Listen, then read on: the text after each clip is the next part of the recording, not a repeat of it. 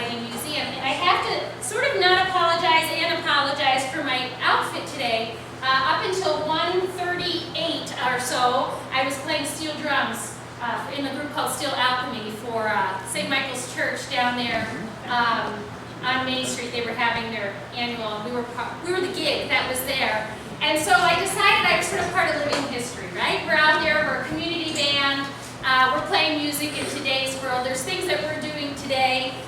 Maybe one day will be history. So that's how I could rationalize not coming home and changing. And then I was thinking about Groveland. My goodness, I don't think anybody from Groveland is not here today. And on a beautiful sunny day, so many things that we all could be doing. Well, he bike rode here, so that's a good thing. But obviously, it is apparent to me that Groveland is such an integral part of this county, and it is something that is near and dear to so many of you sitting in this room. The community spirit, 200 years of celebrating Groveland's history this year, and it's such a wonderful thing. And you know, part of history today, right? I mean, I put out a few things. I put out, you know, Dr. Fitzhugh over there, and I put out, you know, your astronaut, James Adamson. I found this, you know, I went around and I was looking through every room earlier for Groveland artifacts, and I went down the list, and there were handfuls of them in every room. You know, Groveland is such a great part of this history, but I found this really cool one, and I put it back there because I wasn't quite sure what it was. It said beehive, and you can see it in its two parts there, and I just thought, that's a cool looking thing. What is that? And it came from Groveland on one of the farms, and I ended up at the alpaca farm days this morning, and there was a person there with honey, and I said, I came across this really odd beehive-looking thing in the museum. Is there anything you can tell me about it? It's called a skep. It's called a skep. And it's what we now do bee cages, wooden cages, or boxes to keep bees. And these are illegal at this point because there isn't a way kind of to test what's going on inside. But so there was all this bees. And I had this sort of epiphany, right? I'm out there making music on the streets. People are finding, they're making honey today, and we've got our skeps from Groveland, and all these people from Groveland are here today because their history is so important to them. And it's not just the history of 200 years ago, which you're celebrating, it's the history of what's going on even today in Groveland and continues to be a strong community. So that was off the cuff because I was going to think of something to say while everybody was filing in, but it was a busy time doing that. So we're excited to welcome Tom Roffe here today. Tom is, as you know, the Leicester town historian, and we've worked together on a couple of projects. And he approached me and he said, I want to do this program on Groveland's history. I said, well, you know, we had our program set. He said, no, just let me have the place. I'll bring the people. And I said, okay.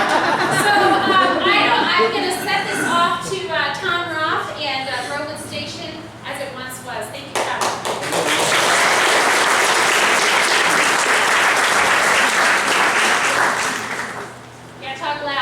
Yes, if everybody has trouble, I can't stand very long, so I gotta sit here and blab at you. So anyways, I'm not going to get, I don't want to keep you here all day. I got a lot of pictures, but I'm not going to get too deep into the actual history. I'm going to just, you people know it better than I do. So I'm just going to take and show you a progressive timeline of about the past 100 years. And hopefully stir up some memories, and I'd rather listen to what you've got to tell me than what I can tell you. And before I get started, I want to introduce the Groveland Town historian that's here today, Phyllis Draywood. And so if you've got any problems, talk to her. Thank you. Certainly. So, just to give you a quick idea, for those of you who don't know me, I never lived in Groveland Station. I was a visitor. I was an alien visitor, actually. My background history is my grandfather was born and raised in Leicester. He got back from France, World War I, 1918. He learned and decided his career in life was going to be a barber. about 1920, they moved over from Leicester to Groveland Station and bought a house directly across from the fire hall. And he lived there until he died in 1960, actually. And my grandmother lived there until the 1980s.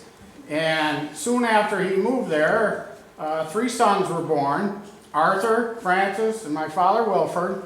Shortly thereafter came the one daughter, Tish, and the baby of the family, Johnny. And like I said, I was always just a visitor there. We lived out of state for the most part. So that's my connection to Groveland. And being, like Anna said, Groveland's got a lot of attention this year with their bicentennial. But I was a little bit, if I can use the word, annoyed that they kind of bypassed the Groveland Station history part of it. Because I grew up between my parents. My mother was a Mary Love. She was born over at Saunier, went to school in Groveland, were married in Groveland. So I grew up listening to all these stories and all these experiences about all their Groveland days. Now, of course, since that time, I realized, like everybody else, I'm getting long in the tooth here.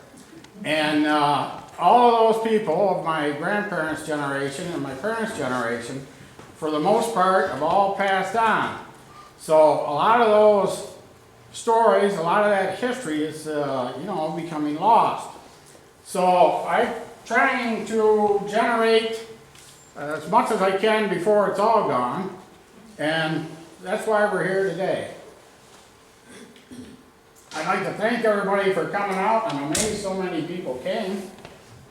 I'd be happy to do this again in a larger audience if anybody'd like me to at some time.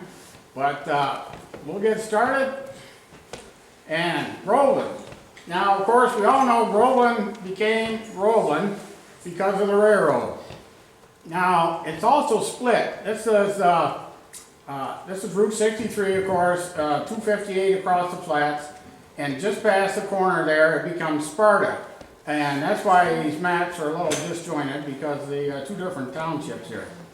But in 1872, of course, there wasn't much going on. Havens, which is the tavern, Presbyterian Church, we got pictures of that. The school is still there. And there's just a few houses, a copper shop, and up here is a shoe shop. But being a crossroads and a main route to Dansville, it was pretty much a basic rural country town at that time. Now this church, of course, is at First Presbyterian Church down there by Havens Tavern. That was one of the earliest buildings in Groveland. That was built about 1840. That'll be more significant a little bit later on. But of course, as we all know, it hasn't been a church for quite some time. It was an apartment house, I guess. Had a fire lately the past few years, and they recently demolished it. So it's no longer with us. And this is Havens Tavern.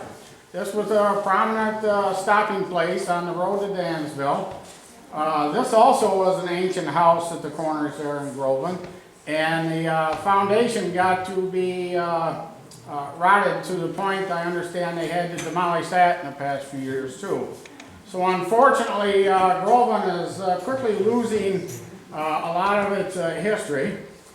This door here was the door to the tavern. This section was the tavern. And the upstairs was one big large ballroom, which was the commonplace in that time. Now, the next picture, I believe, is also Havens Tavern with some minor changes. But this pictures of Groveland Station are difficult to come by and difficult to identify in most cases. But of course, this is looking north. This will take you on up. But I'm pretty sure that's another view of Havens Tavern. It's got a neat little mailbox here at the corner there. And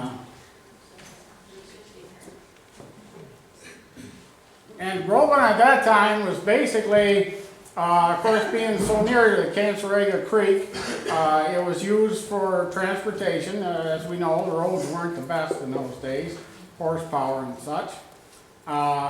It did establish a few mills there. As you saw, the copper shop and the shoe shop. So they did have a little bit going for them to make them a community at that time. A couple of views, I have no idea exactly where they were located or where or what time period they existed, but a couple of different views of Groveland post offices.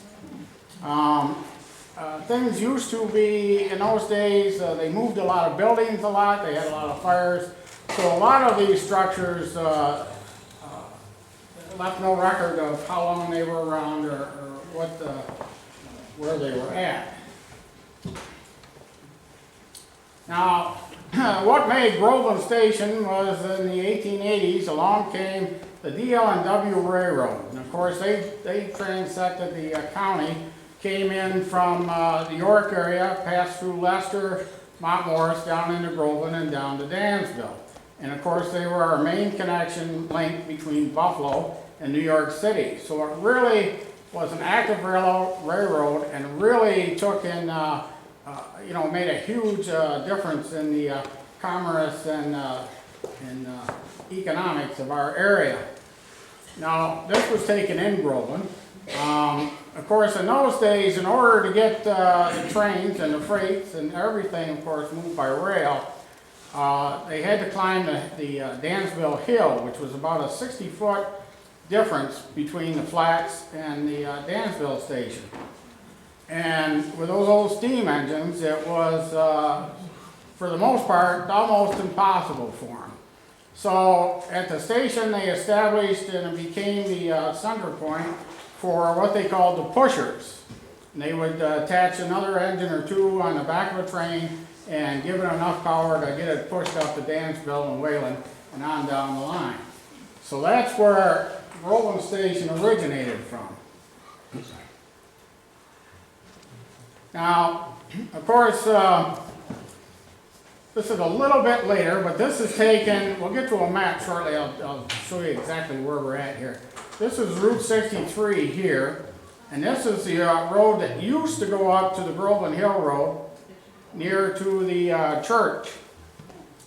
And this was the Cottage Inn. This is the other big establishment there at the station in its day. These, of course, the train tracks go right through that fence and then right on down. These, of course, are the main crossings gates there to supposedly protect everybody. Because in those days, the trains moved. I mean, they took a while to get them stopped, and they hauled. This view, of course, is taken looking south and through Main Street here. This is the old Shell gas station. This building, surprisingly, is still there. It's changed a little bit, but it's still intact. And over here is the Catholic Church. And so this is about the turn of the century. When the railroad came in, about 1900, things really started to mushroom there at Groveland, and developments and people moving in. And of course, as with all towns, you had your immigrants, your Irish and Italian railroad workers and such moving in. Shout of the Catholic Church, that was built about 1900. The reason, as I said, because of the immigrants and their Catholic faith, the Catholic priest in Dansville got a Holy Name Society established up in Groveland, and they decided to put up their own church. That's still there in Groveland. Of course, it's no longer a church. It's been used for a variety of things, a daycare center and such. But it's still a nice building there on Main Street. And of course, about 1900, Groveland established on Main Street, their so-called one-room schoolhouse, but this is rather impressive for that. But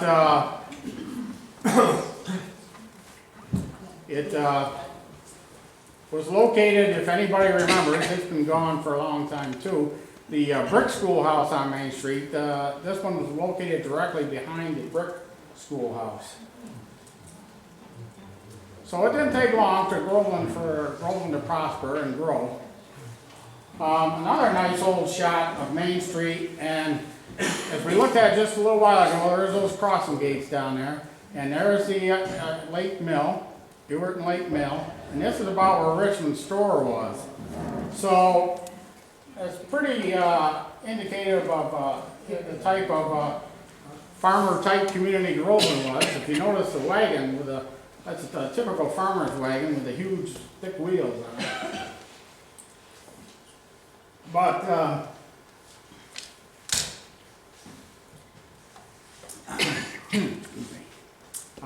didn't take long, like I said, for Groveland to get bigger and better.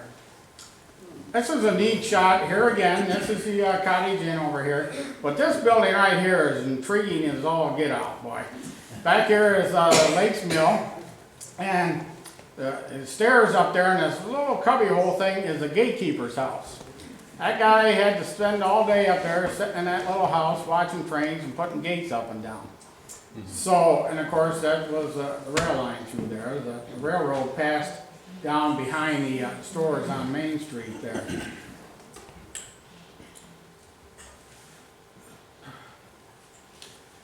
So we move up to 1900, and of course, you know, there's the church we just saw. The school is still there, but that's been modified here lately. And Groveland's got to the size now, they've got their own sub-plan here. This is 258, goes across the flats. I was amazed to learn from these old pictures that there was a roadway and a bridge back there behind where the underpass was. I never saw any indication of it. And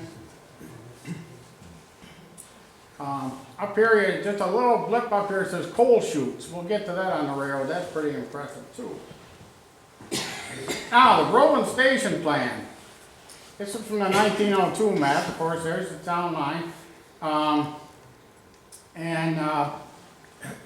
It's not all that sharp on this screen. Anyways, there's that Cottage Inn. This road went up to the Groveland Hill Road, and right about there, McNair's sold the land to build the First Presbyterian Church there. Now, down here is the Groveland Hotel. That burned about 1905, I believe. And in that empty lot, the railroad bought. And this house here, Cameron's house, is where my grandfather bought. And of course, there's the Groveland train station. This is where the firehouse is now, and the mills. And if you notice, some of you may remember in the 1930s, there was a coal delivery truck, I believe, come down off of Groveland Hill and didn't stop at the gates, and a passing train wiped them right out. Smacked that truck and drove it all the way up the tracks and killed two of the guys. And at that time, it was such a tragic event, the railroad took and put in the underpass, which they demolished here a decade or two ago. But that was the reason for the underpass going in. So they eliminated this road here, and when they did that, of course, they took and made a corner here, and they come all the way around, and they made a curve, and right there now is where the curve comes around, goes back up to Scottsburg Road and Groveland Hill Road. So that's the major change from that map at that time.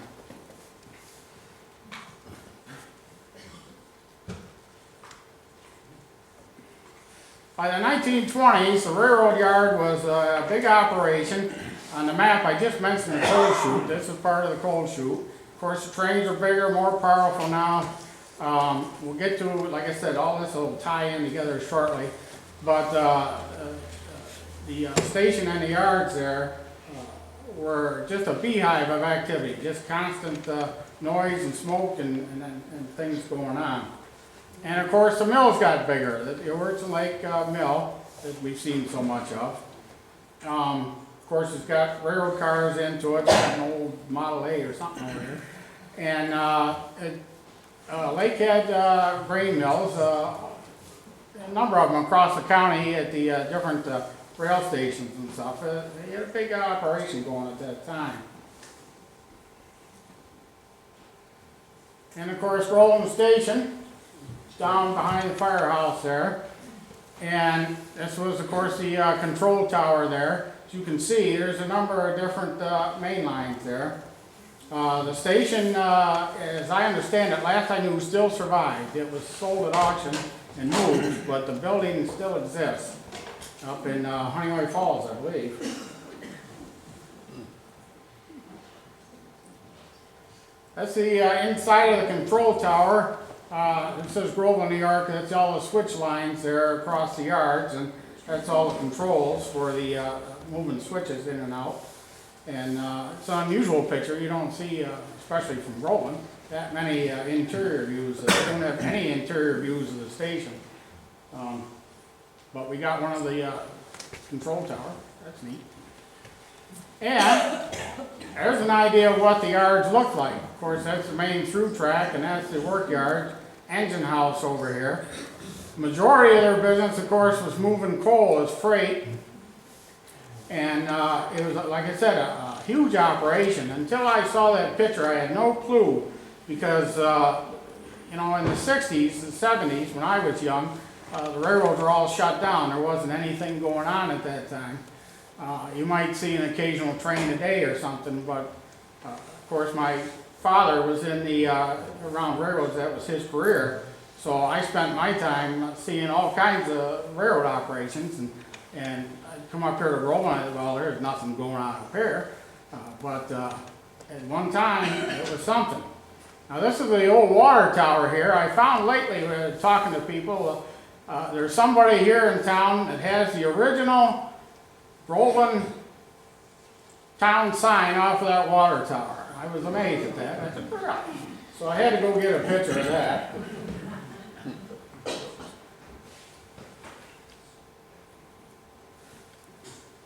Now this is, of course, a nice shot in front of the control tower. One of the Groveland train crews. I have no idea who any of them are. I got JC, JM, so on. If anybody, you know, has got any kind of information, always looking for ways to take and, you know, enhance the history of Groveland here, always looking for any kind of pictures or anything that you might have that might fill in got a lot of empty blanks here. So, always asking for help. These guys, of course, are the experienced crew. This guy, he's got his oil can there ready to do. He's got his job, and lunch buckets, lanterns. I mean, a lot of these pictures we could really take and spend a lot of time on. I don't want to keep you on. This was the old Groveland milk plant. The next big industry on Main Street in Groveland. They moved a lot of milk, all in cans in those days, of course. 1920s, right up through to the 1970s. They used to move a lot of milk by train. They had special trains, milk trains, take it to New York City and such. When I was a kid, I remember the milk plant was still in operation. They were always steam cleaning the cans and kicking them on a conveyor belt out the outside there to dry. And you could always hear the steam works and the cleaning cans going on at my grandmother's house.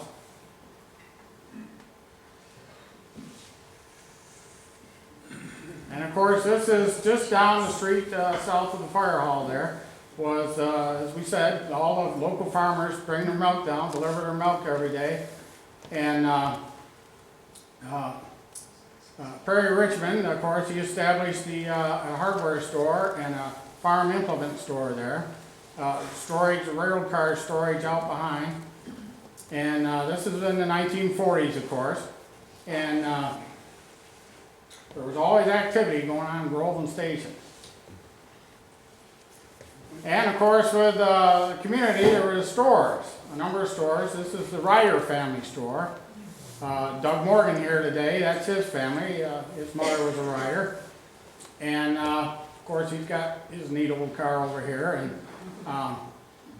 I guess they did quite well. They were in business on the Main Street station there, running the store until the 1950s. when they retired and stopped working so hard. Another store in town was the Garwood store. You know, in those days, of course, small towns, everybody knew everybody, and you took care of your neighbors and your local merchants and such.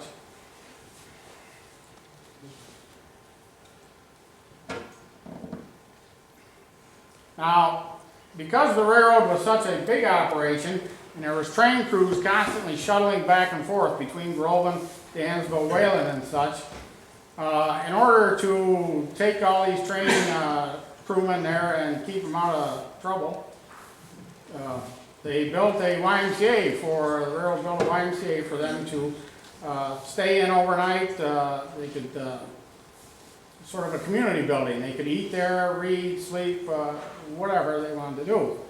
This one, of course, stood right next to, that's my grandparents' house right there. This one, of course, stood right in that same empty lot that the other one stood in. And it wasn't too many years, less than a decade after that, that took fire one night. And by the time, of course, there wasn't any fire department at that time. By the time they got to, there's a neat newspaper article about it, they got to try and control it, and the Dansville Fire Department got there wasn't anything left. So, now the story is, like I said, my grandfather was a barber, and he had a little barber shop that's still there on Main Street. Now, as I understand it, when he moved over to Groveland, he started barbering, and he barbered right in the YMCA there. He had a location there, and until the place burned down. And that's when he decided to get his own barber shop and not have to deal with that again. But shortly thereafter, the railroad, of course, built another YMCA. Same location, same spot. These are the best pictures I've been able to find of that building. There isn't any decent picture of that building. To jump ahead a little bit, this section over here was the YMCA apartments for the person that lived there and took care of the building. And of course the stairs are still there. You can still see the stairs at YMCA. And this is, if I'm not mistaken, is that Helen Johnson? Yeah, it looks like her. And that's my Aunt Tish standing there. So,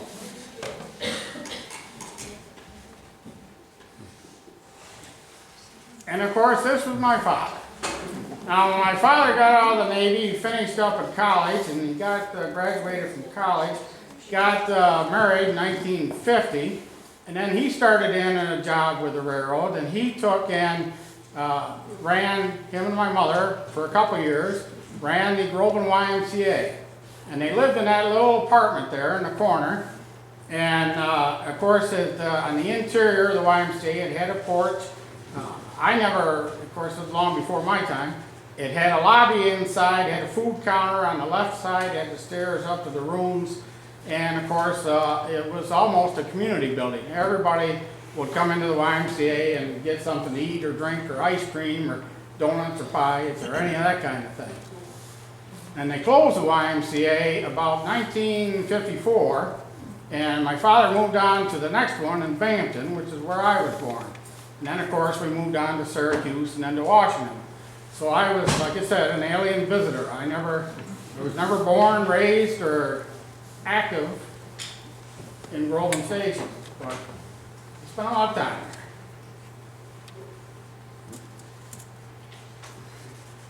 Now, of course, back to the church again. You wouldn't think it, but the people in the church there at Sparta, the Presbyterian church we saw earlier, they felt kind of out on the outskirts. They had to get in where the center of activity was.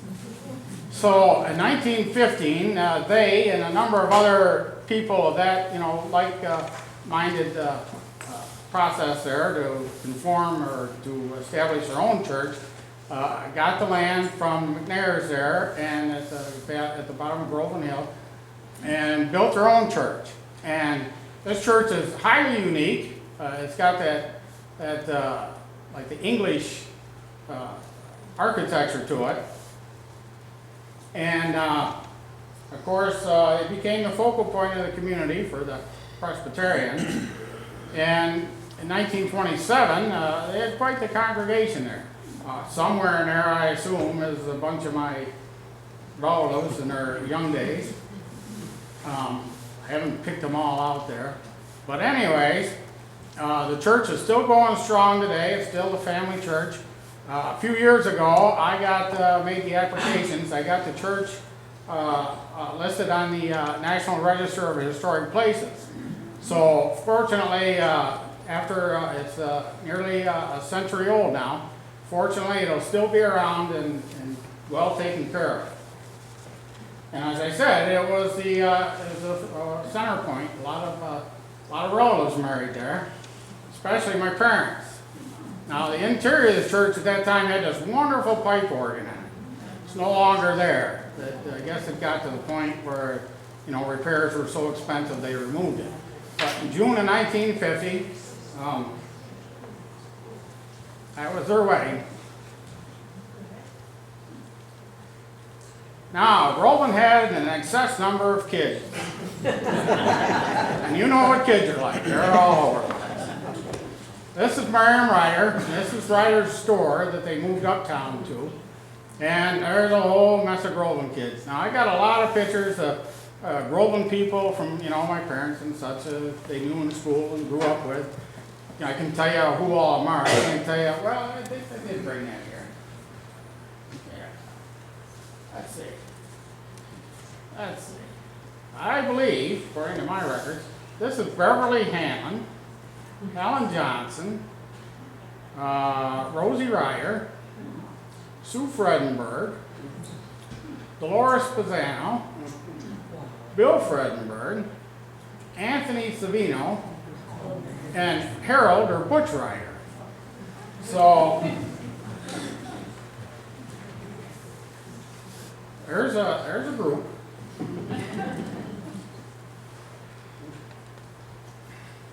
Now, 1940. Of course, in the 1920s, they started, cars got better. Everybody had a car. Roads got better. They started chipping away at the monopoly of railroads.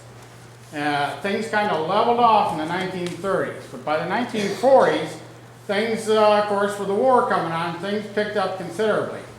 Of course, they still got this big coal tower. I didn't bring it today, but they built an original coal tower in about 1900 or so. A huge monster wooden thing. Well, that caught fire and burned all down. So then they built this replacement. But as you can see, the 1940s, the railroad was still the most significant thing taking place in Groveland Station. It really was keeping it going. This was taken just outside of the engine house down there. Obviously, those 1940 steam engines were monsters. I mean, just unbelievable. Nothing but water, pipes, and coal. And but they still needed pushers because the trains got bigger, the loads of freight got heavier. So they still have a purpose in Groveland and the station.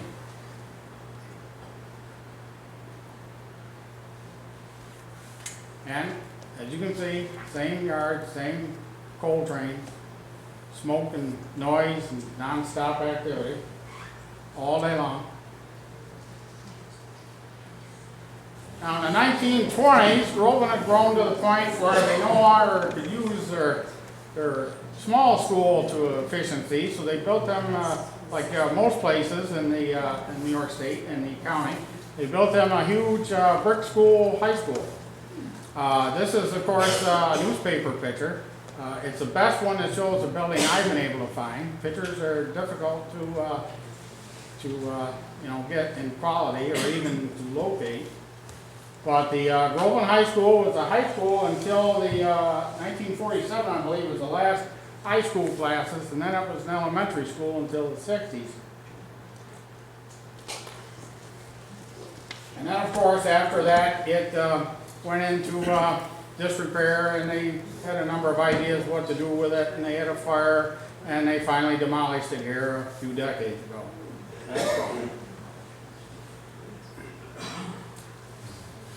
But of course, everybody in Groveland went to school. And they had the Groveland High School band. I don't have it with me, but I got names of everybody there. You might recognize some of you here.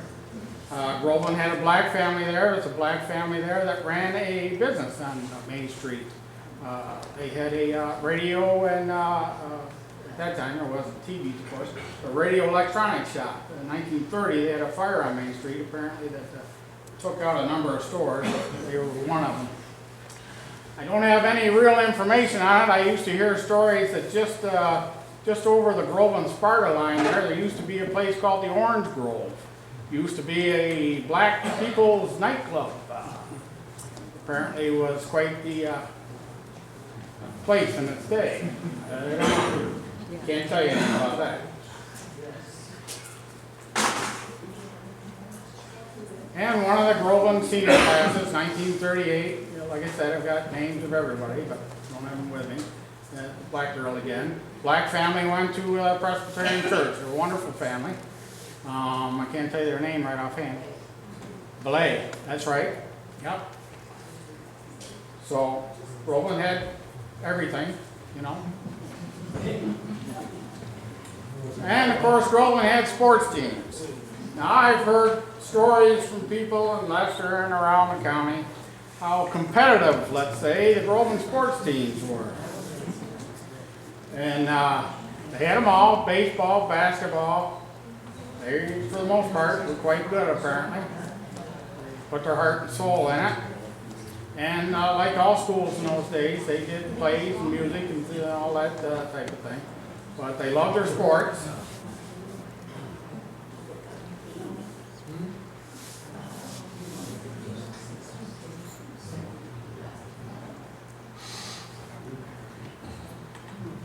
And their basketball team.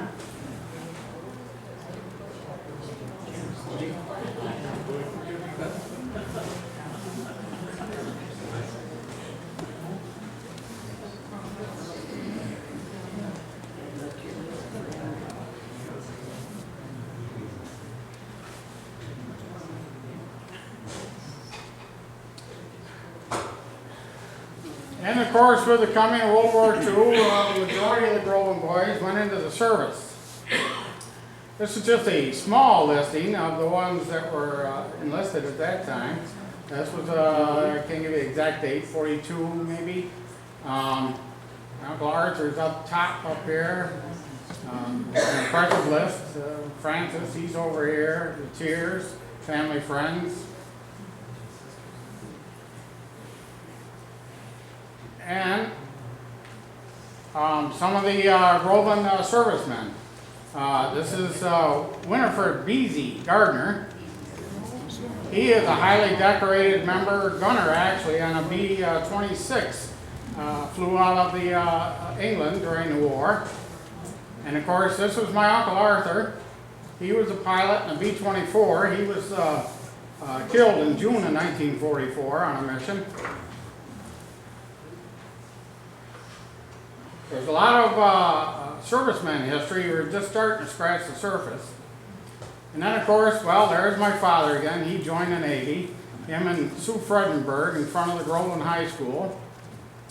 And close family friends lived just over the line south of Groveland there. Was the Latiers. This is Eddie Latier. He's a Navy man. And this is Irene Latier.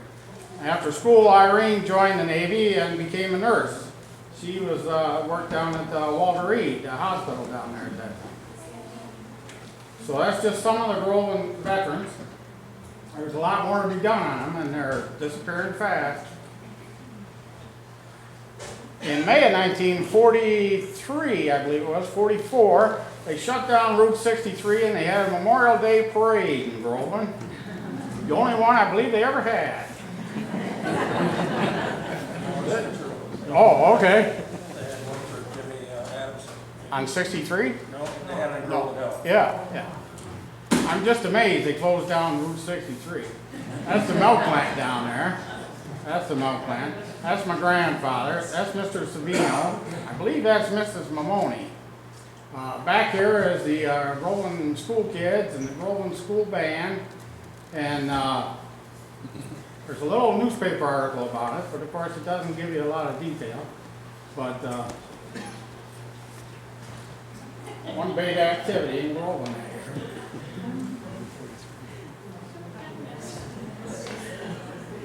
Now, before the war ended, of course, they turned their buddy board into a honor roll for the servicemen of Groveland.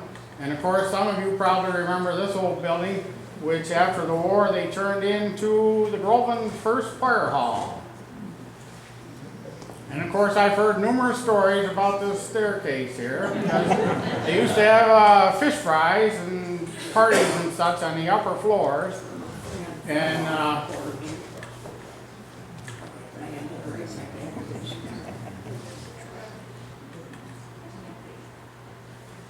that's the Groveland Honor Roll.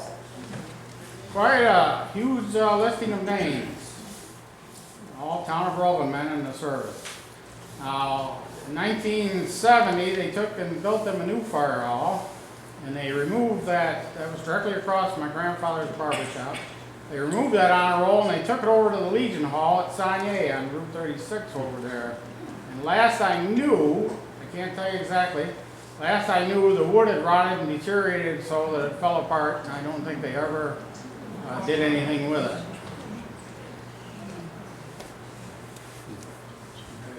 Yep. And of course, there again, there's the Groveland's first fire department. Now, this truck was their first truck, as I understand it. This was an old Army surplus truck. And I used to, as a kid, I used to love to go over to the firehouse when my uncle was doing siren tests and just look at that truck. That truck had so many neat things stuck on it. You'd spend all day.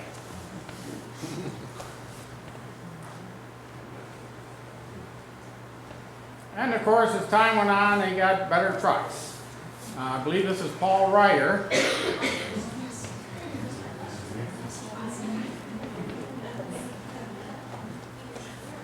And of course, the Groveland Fire Department, they worked hard at it, all the members. They grew quite a bit through the years, and it's impressive these days.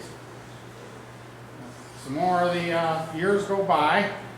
This is Fran and Stanley here. I got the names of all these guys, but Fran's one of the last of the old timers still living in Groveland there. And of course, there's my grandfather again. He gets into everything. He was one of the charter members of the fire department.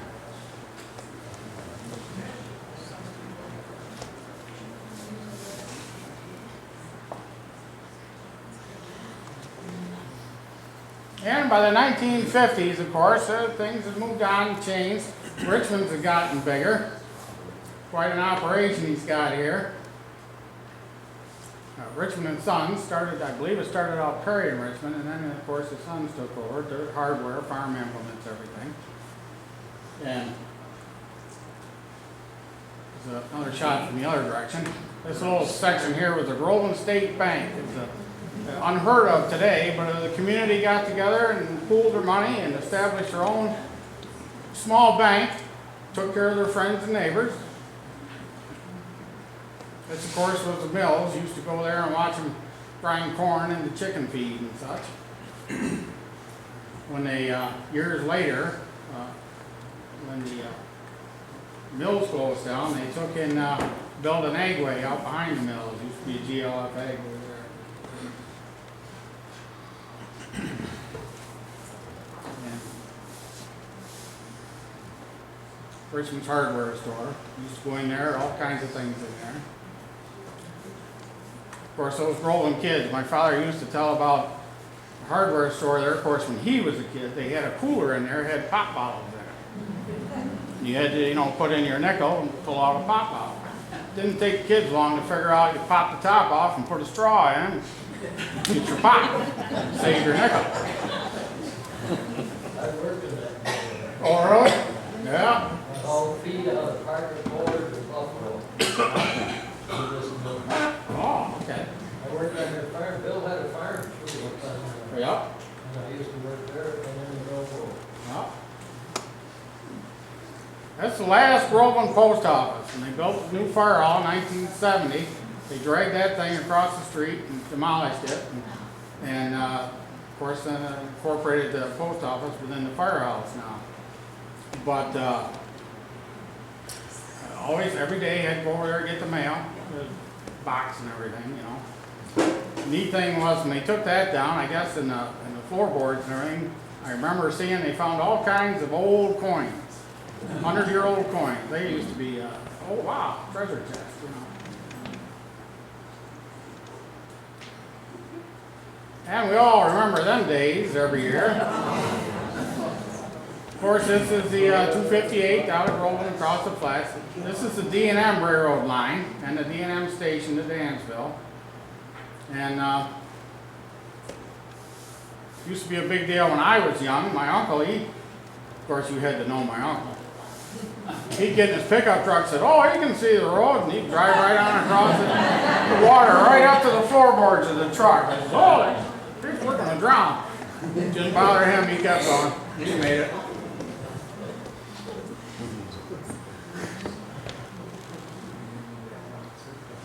Of course, on the corner of 63 and 258 was the old Esso station.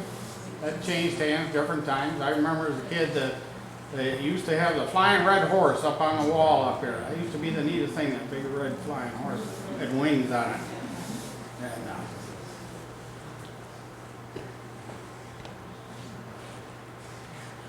of course, 1960, the railroad shut down. That was the end of the activities.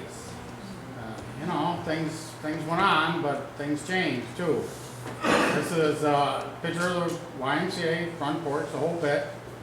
They're trying to sell it off by that time. Never did find anybody that bought it, wanted it. They even offered it to the town, I understand, for next to nothing. But nobody had any use for it. So about, well, I can't give you the exact, early mid-1980s, they finally, the railroad bulldozed it all in, cleared it off. It's an empty lot there now.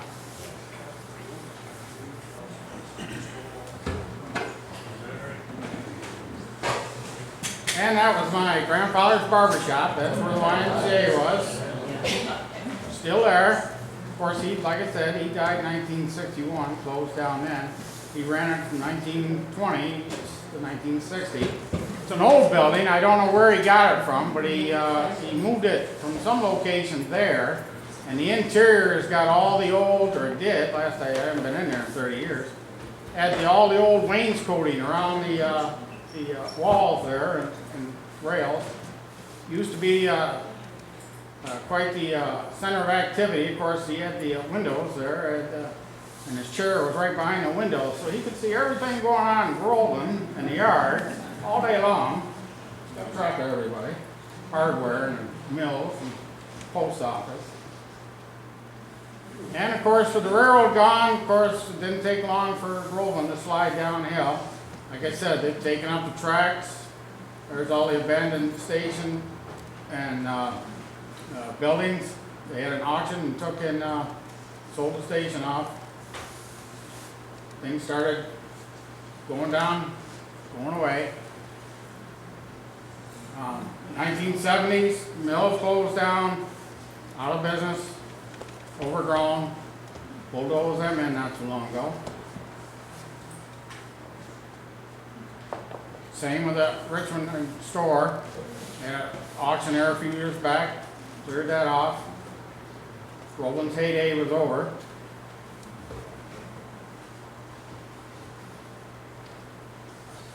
Bulldozed the milk plant in.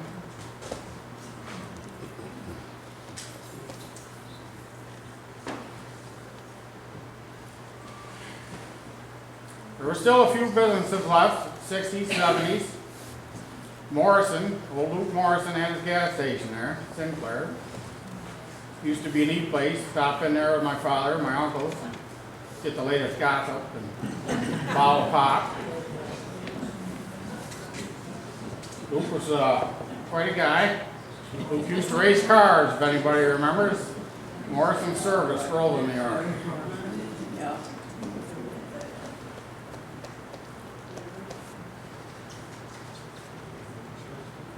And, of course, course, they had the Groveland Grill. That's been there a long time. It's no longer a grill. It's a apartment house now. Used to be, as you can imagine, one of the favorite stocking places, the Railroad men.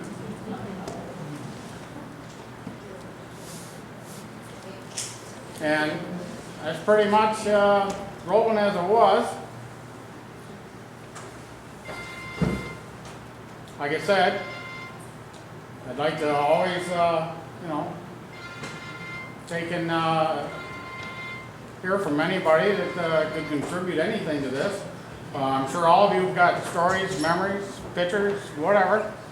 I'd like to hear some of them anytime. So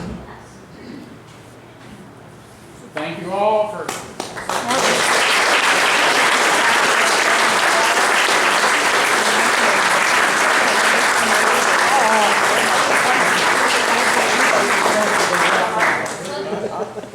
I know that Tom will be here for a while. If anybody has some questions or comments they want to throw his way, he'll kind of be there for a little while. We do have, in the other room, you want to venture out of this heat. You guys created sort of this wonderful oven in here. And if you just actually disperse a little bit, you'll find it's actually, it's not so bad.